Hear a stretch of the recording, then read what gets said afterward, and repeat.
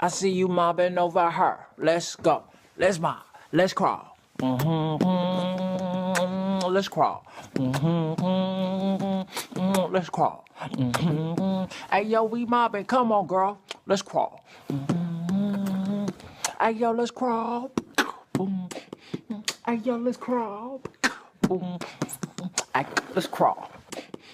Hey, yo, let's crawl. Focus. Insight on the Southern University Agricultural Land-Grant Campus. Welcome to another edition of Focus. Insight on the Southern University Land-Grant Campus.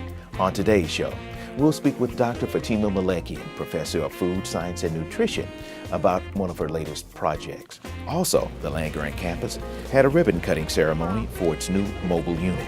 Stay tuned to see how you can benefit from it. The Land-Grant Campus has also presented several events so far this year. They include the Small Farmer Conference, the Small Business and Procurement Conference, the 75th Annual Livestock Show, and also the Black History Quiz Bowl. All this and more on this edition of Focus, Insight on the Southern University Land-Grant Campus. Keep it right here. We'll be back in just a moment.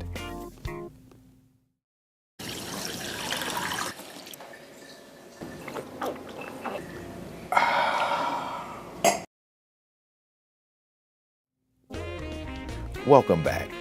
We spoke with Dr. Fatima Malakian, Professor of Food Science and Nutrition at Southern University Land-Grant Campus. And she spoke with us about university freshmen becoming ambassadors of health for future generations and communities, which is a USDA-funded project. We know there's a lot of things going on at the Southern University Agricultural Land-Grant Campus. And as far as projects, what do you have going on at this present moment? The project that we are working on right now, the title of it is University Freshmen Moving Toward Becoming Ambassadors for Healthy Communities and Future Generation. And if you pay attention to the title, actually it says it all. So we are targeting freshman students at Southern University because we know when the student come to a new environment, they're in a transition state. And most of the time they stress out, they start overeating. They don't know where to go because they have been having food prepared for them at the house. So they start overeating and they gain weight. We know research has shown students, freshman students, most of the time gain at least 15 pounds. What was the requirement for the students to participate in this program? Good. You know, we participated in a lot of freshman activities before they come to the university. You know, during summer, most of the time we have a lot of activity for them and their parents to come. So we always set up a booth with a lot of handouts and even PowerPoint presentation to introduce them to the program. Then we gave them some incentive like measuring cup, measuring spoons, and flyers, and tell them that this is the program that is available to them. At the same time, they had to be in the age of 18 to 24 years old. They had to have BMI between 30 and 40. BMI is body mass index, and that's what is used to identify overweight and obesity per se. And then they had to be committing themselves to come to our classes once a week, which was a nutrition education and physical activity class, and at the same time to be consuming the health bar or protein bar that we called it JAG bar, to consume that JAG bar every morning for breakfast. And at the end of the program, we would give them a $200 gift certificate to Southern University bookstore. And our idea was that they use that $200 gift certificate at the university on their books, so it wouldn't go anywhere else. Everything stays in the campus. Okay, very good. Now, I heard you mention about the JAG bar. Yes. Now, as far as the JAG bar being offered to the general public, do you think it'll ever be offered to the general public? Oh, of course. We hope so. We are working on it. We had to work a lot for at least, I can tell you, for almost 2 years to come with the formulation. And the JAG bar that we have is a very high protein bar with resistant starch, which is a fiber that we need, but we don't consume. It doesn't matter how old we are, we don't get enough fiber per day. So, and we did a lot of taste tests with the faculty and staff and the students to actually come up with the taste that it was acceptable to the most. We were successful. Right now, we are still working on packaging methods because whatever we want to market, we have to put it in a package that it can stay for a long time. So we have to do packaging, we have to do shelf life study, and hopefully trademark the name, JAG Bar. We all thought that was very beautiful and perfect name because it brings Southern University's name, Jaguar, to the market. So, yeah, that's a catchy phrase, JAG Bar. JAG Bar, that's Okay. right. Yeah. Well, Dr. Fatima, well, as far as what were some of the outcomes of the students that participated in this project so far? I can tell you at the end of, we've done this study 2 semesters. One, we did it in the spring semester of 2017, and then we did another set of students on the fall of 2017. And the reason we did it 2 different semesters, I'm sure everybody knows how much distraction is there in fall semester with the football games and a lot of, outing and partying. We wanted to know which semester was more effective in them taking the bar every morning and going or coming to the classes, the physical activity and nutrition education classes, and just keeping up with everything.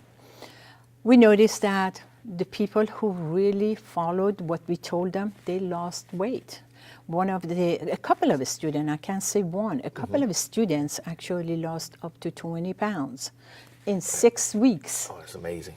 And the other ones that they didn't lose that much, they lose less, a pound or 2. But remember, at the beginning we said they gain at least 15 pounds. So remember, this student didn't gain, at the same time they lost. They did lose, okay. So this is an addition benefit and an accomplishment, not only for us as a scientist, but for the students. At the same time, they learn how to eat better. Like we taught them when they go to cafeteria how to eat moderately. Don't give up anything, but how to pick up a piece of pizza and then have this salad next to it and things like that. They learn physical activity is crucial. They can walk from one location to another instead of getting in their cars. And once again, as far as this being, this is not just for a semester. You guys would really love for the students to have this as a lifestyle change is what I'm gathering That's from right. you. You don't just want to have them in just for your project. That's right, Dexter. Yeah. Whatever we are teaching here with these projects is not for a week, 2 weeks, 12 weeks, 6 weeks. We try to follow up with them. Some of the students from fall semester, they are working with us actually because they love the project so much. They stayed with us and they are working and they have changed their life. We have met their parents and they are surprised. Even the parents have started, for example, drinking more water than sugary Coke. So as you said, you're absolutely right. This is not something that we wanted to be 1 week or 1 semester.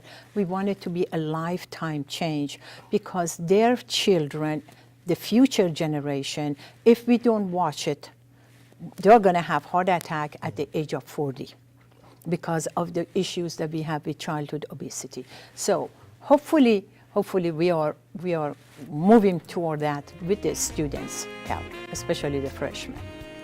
When we return, the Land-Grant campus had a ribbon cutting ceremony for its brand new mobile technology unit. Keep it right here so you can see how you may benefit from it. I see you mobbing over her. Let's go. Let's mob. Let's crawl. Let's crawl. Let's crawl. Hey, yo, we mobbing. Come on, girl. Let's crawl. Hey, yo, let's crawl. Hey, yo, let's crawl. Hey, let's crawl. Hey, yo, let's crawl. The Southern University Land-Grant campus held its annual Small Farmer Conference, and small farmers from around the state were in attendance. It was held at the F.G. Clark Activity Center, and they also had a ribbon cutting ceremony for their brand new mobile technology unit. Our reporter, Nicolette Gordon, has more.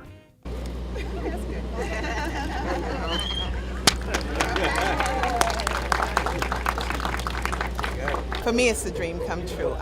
20 plus years ago, I saw another university had a unit, and I saw the good work they were doing. So I said, wow, we need one of those here in Louisiana. We need a unit to be able to take the research, the education to the communities that are most marginalized. So this awards us an opportunity. With this vehicle, we now have the opportunity to fully take the technology, the education, everything to some of the most depressed communities here in the state of Louisiana. We expect this unit to be on the road 50 of the 52 weeks of the year. Okay. From North Louisiana to South Louisiana, from East Louisiana to West Louisiana, and everything in between. We hope to have various communities requesting services in order that they may expand their agricultural economic products that they're developing. So we're excited about it, and we think the community would be excited about it. In addition to everything else, just driving Southern University down the road and advertising by way of the appearance of the vehicle would be significant, because many people do not understand and don't know that we are even a land grant institution. And so the operative word in land grant is service, and so this is the embodiment of what we will be doing in terms of service. Well, I get to meet a lot of my friends and get to talk and compare information concerning farmers and different ideas. They give me some of their ideas, and then I'll be able to take those ideas back to my hometown, and it helps improve my farm and the community. You know. So civic engagement is very important, right? Yeah, it's very important. It's got a lot of guys back home, Walmart. You can't pull them out of St. Helena Parish. They just want to come to the table and sit there all the time. They don't never want to get out and find new information and bring it back to the organization, which I meet people here from Carolina, Alabama, Atlanta. You get to meet a lot of different people, and they're doing a lot of different things. So they give me more input and give me a better understanding of what I'm trying to do. This is a very historic day. We just finished a ribbon cutting ceremony for the Southern University Agricultural Mobile Education Unit. Like Dr. Phil said, it's not free. It's going to cost you your time, but we will be in your communities. We will be in your parishes. It's going to be one-on-one training, and that's what we're here for. We're here to help you. You can log on to suagcenter.com to get more information on how you can get this beautiful unit in your parish. We're coming to you. We're meeting you where you are.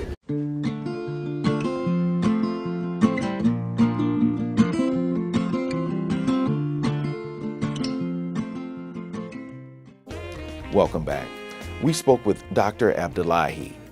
He's professor and project director for urban forestry and natural resources.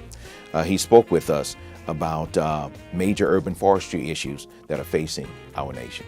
Let's take a look. We're glad to have you with us today, Dr. Abdullahi. What are the major urban forestry issues facing the nation at this time? So one of the major issues facing the nation is the increased urbanization and loss of land, fragmentation, and the issues that are arising as it relates to the environmental issues, and how we can remediate that using urban forestry. And the other issues related to human health, socio and psychological improvement through urban forestry. And more than anything, the resources that we have, how we use that to optimize the benefits that urban forestry provides for our nation, areas, urban areas and rural areas. In a nutshell, there are many issues that are global in nature. We have extreme events that are constantly causing problems for our cities and many centers of human activities.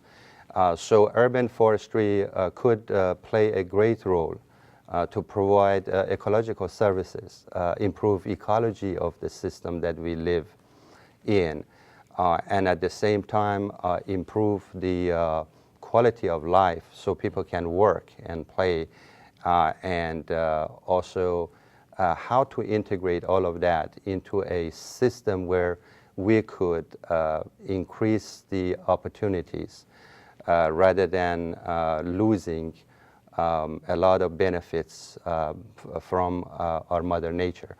What are the major issues or research problems that you're working on to enhance Louisiana at this time? Yes, Louisiana, as we are fortunate to have a tremendous vegetation cover in Louisiana. At the same time, with the rainfall, amount of rainfall, tremendous rainfall, we get, like in South Louisiana, we get more than 60 inches of rainfall, sometimes even more. And also with extreme events that we are experiencing, that adds to some of the disturbances. We lose trees, we have flooding, and so if we look at the benefits that urban forestry provides, urban forestry or vegetation cover and this green infrastructure actually improves not only the health of the urban areas, but also remediates the flooding impact, and also to some extent it cushions and prevents flooding from runoff and from other disasters. So the more green space, the more green infrastructure we have, urban green infrastructure, we have less urban flooding issues. The same could be said about air quality. The more vegetation we have of proper vegetation, we would be able to remediate the pollution that is caused in urban areas. So these are all remediation strategies that by using proper trees, plants, and we call it the right tree for the right site or right species for the right site, with the proper management, proper techniques, and proper models, we are able to remediate and make recommendation as how to use urban forestry to optimize the benefits and reduce the costs. So with that said, we have one line of projects that we are conducting in Louisiana, and that's mostly geared toward the I-tree assessment of urban forest, ecological benefits. And the other one is how to enhance the urban forest as it relates to soil, as it relates to water. And recently we have come up with a product called biochar, which is really coming from the urban wood waste. However, it is proven to be very important in providing enhancing soil or rhizosphere so we can grow more trees and create a better environment for our vegetation. Overgrown lots, would that be considered more of your urban forestry, or how could that be handled in the urban area? Absolutely, and one area that is very important is invasive species, and how to deal with undesirable plants. And these are plants or trees that usually come to cause disturbance to or our overall strategy of management strategy. So in order to remediate that, we should choose proper species and also use some biological methods or mechanical methods to deal with that, and not to resort too much to chemical methods. So this would actually help this sustain a better quality of life and reduce the chances of detrimental problems from use of the pesticides, insecticides, and so on and so forth. So overall is a very proactive approach to improve the health of our urban forest. And also we can use those overgrown materials that you mentioned, or undesirable plants, and turn them into some other products, such as in one research that we're conducting here, we are actually converting that to biofuels. Hart, what's going on? I'm leaving. Why? What did I do? Not enough. The pressure is too much. I quit. I get it. I can do better. Just please don't leave. Don't let your heart quit on you. Get your uncontrolled high blood pressure to a healthy range before it's too late. Welcome back. The 14th Annual Small Business Procurement Conference, Connecting Businesses with Contracts, was held at the F.G. Clark Activity Center, and it was hosted by the Southern University Land Grant Campus. There was well over 300 participants, and we spoke with several of them, and here's what they had to say. What we'll need to do is to make sure that we maintain our relationship with our exhibitors, and that's going to include the federal agencies, the major prime contractors, our state and local government agencies, and our small businesses.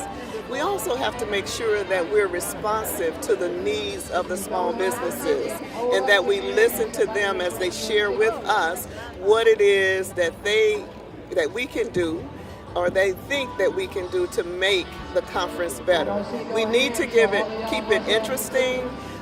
We have a new focus on millennials, so we've started to get a lot of interest from millennials. So we just have to keep it interesting for all the parties, and we have to make sure that we're addressing their needs. My school, my counselors believe in me, and they told me about it. If I would have never known about it, I wouldn't be here. By the grace of God, to be honest with you. I've started this business at the age of 15 years old, and I've been doing it, now I'm 18, and it's just God's grace. My grandmother got me into it as a young entrepreneur, and young entrepreneur rolls around in my family. Gallagher Benefit Services have been a part of the Small Business Conference for the last 4 years, and it's just encouraging for us to partially come back and give our expertise to those businesses who are requiring to grow, and as well as give them the elements that they need to maybe put their benefits program together as they grow. And it's been encouraging to me as the last 4 years I've seen some contractors come as a sole proprietor, one person, and 2-3 years later they come back and they have a staff of 5 or 6, and that's just been encouraging for me personally. The SU Land Grant Campus held its 75th Annual Livestock Show. We spoke with several participants and the director of the Livestock Show, Dr. Fatima Malakian. So our expectations for the 75th show is pretty much to have a great show. We have a large amount of exhibitors coming. We have a lot of schools bringing their kids just to come and see what's going on in the show. So it's a big deal. Today alone, we've probably had upwards of 500 people walk through our arena, whether they on tours or they be exhibiting or they be here just to see someone else in the show. Southern Ag Center Livestock Show. What animals did you show today? Pigs. Okay.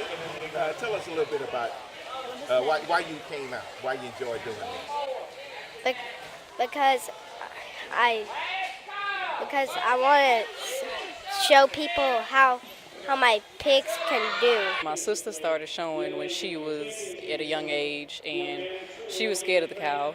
But I always took a fondness to it whenever, because I see pictures of it in a room and stuff. So I started showing, and it has made me grow more accustomed to the outdoors life. And because I used to didn't like it at all, but now I really can say I enjoy it. I enjoy being around animals.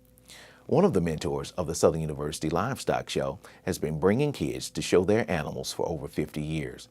This year's Mr. Alvatus Fields' last year for mentoring, but he shares with us why he really enjoyed it through the years. Here's what Mr. Alvatus Fields had to say. This is the 57th year consecutive, and of course I think it's about time for them to hang it up. But nevertheless, it's been a pleasure. It's been a long run. It's been a good run. I've stayed in the race and done pretty good with it over the years.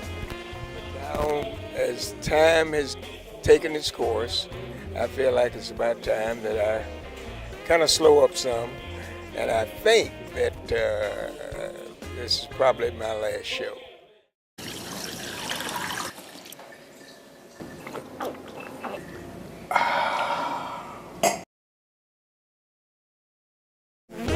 Keep it right here. We'll be back with more Focus, Insight on the Southern University Agricultural Land Grant Campus. One of my friends is living on the street. I know someone who can help. Trust the National Runaway Switchboard. If you're having a hard time, get online or call to chat now. The month of February is the shortest month of the year. However, for 24 years, the Southern University land-grant campus continues to support several Black History Quiz Bowl competitions around the Baton Rouge area.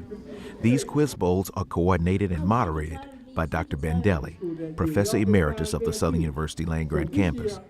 It was a high-energy thing. The students were well prepared, and that's really what brought me back for the second year. I did this last year. We also had a science quiz bowl last year here at Audubon, so we have like a special place in my heart for them, particularly because how well prepared the students are. And I know that it's because the faculty work with them and encourage them. The schools included are Audubon Elementary, Scotlandville, Westdale, and McKinley Middle Schools, and also Southern University and A&M College. The Quiz Bowl is an educational event, and the competition topics include politics, events, sports, entertainment, and history. We caught up with Audubon Elementary teacher, Ms. Signator, and here's what she had to say about the competition. Our students had a great time, just like they did last year.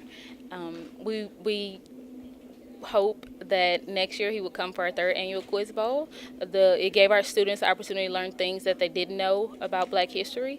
The students were able to grow as learners.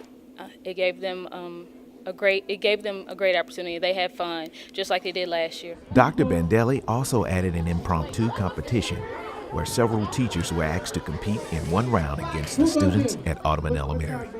Who is said to be the first person to die in the American Revolution?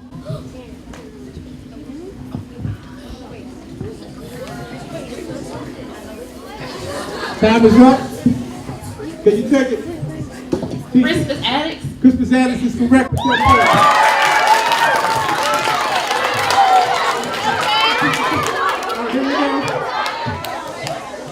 New this year was the Middle School Quiz Bowl Championship Competition, which was held at the Southern University Ag Center. Plaques and books were awarded to first, second, and third place teams. Two-part question. In 1964, this armed group was founded in Jonesboro, Louisiana. The Deacons of Defense. And?